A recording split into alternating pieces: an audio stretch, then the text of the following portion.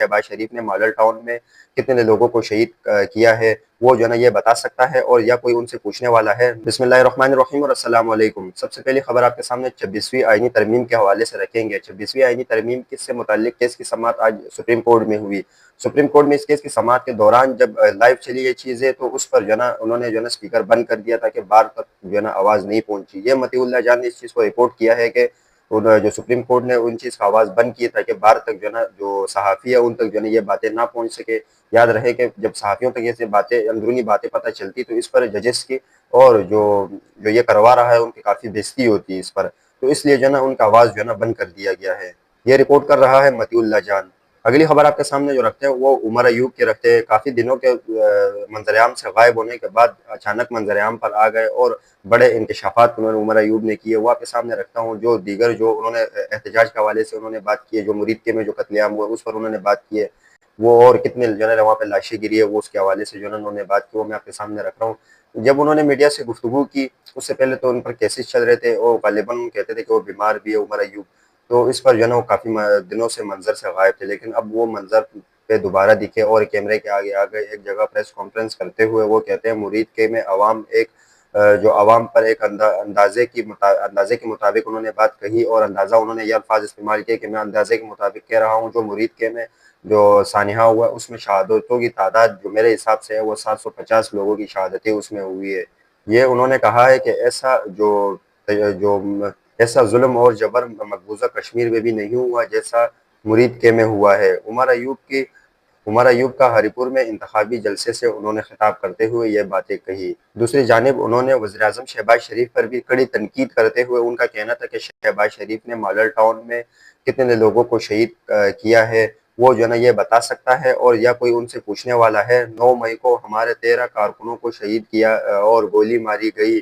ہم نے تحقیقات کا مطالبہ کیا تو ہمارے اوپر پرچے دے دیے گئے۔ 26ویں آئینی ترمیم کی 26 نومبر کو گولیاں ماری گئی، ہمارے کارکنوں کو سیدھی گولیاں جو ہے نا فائر کی انہوں نے ماری گئی، اور 14 سے زائد لوگ جو ہے نا اس میں شہید ہوئے، لیکن تحقیقات کا مطالبہ پر جو ہے نا ہم پر جو ہے نا پرچے کٹ گئے۔ تو یہ جو ہے نا عمر ایوب نے جو حکومتی جو رویہ ہے وہ سارا جو ہے نا بہت دنوں کے بعد جو ہے نا آج میڈیا کے سامنے رکھ دیا ہے۔ اگلی خبر آپ کے سامنے رانا ثناءاللہ کے حوالے سے رکھتا ہوں۔ انہوں نے ایک نجی ٹی وی کے پروگرام میں انٹرویو دیتے ہوئے ان کا کہنا تھا کہ یہ کون سی آئین اور قانون میں لکھا ہے کہ وزیر اعلیٰ کو جو ہے نا ہدایات جو ہے نا ان کے وزیر اعظم سے ملیں گے اور ان کے لیڈر سے ملیں گے تب جا کے جو ہے نا وہ کوئی راستہ اختیار کرے گا۔ تو اس پر جو ہے نا ان سے کافی جو ہے نا تلخ سوالات کیے گئے، لیکن وہ اس سوالات کے جوابات صحیح سے نہیں دے پائے اور کسی بھی طریقے کا جو ہے نا صحیح جواب نہیں دیا، اور حالانکہ انہوں نے اس حوالے سے کہا کہ کوئی آئین اور قانون میں نہیں لکھا ہے۔ تو اگر ایک طریقے سے اگر کسی کوئی چیز آئین اور قانون کے مطابق نہیں بھی لکھا ہو، اگر وہ اس طریقے سے اگر کہہ رہا ہے ایک صوبے کا وزیر اعلیٰ ہے تو آپ ملاقات کیوں نہیں کروا رہے، تو اس کی وجوہات کیا ہے؟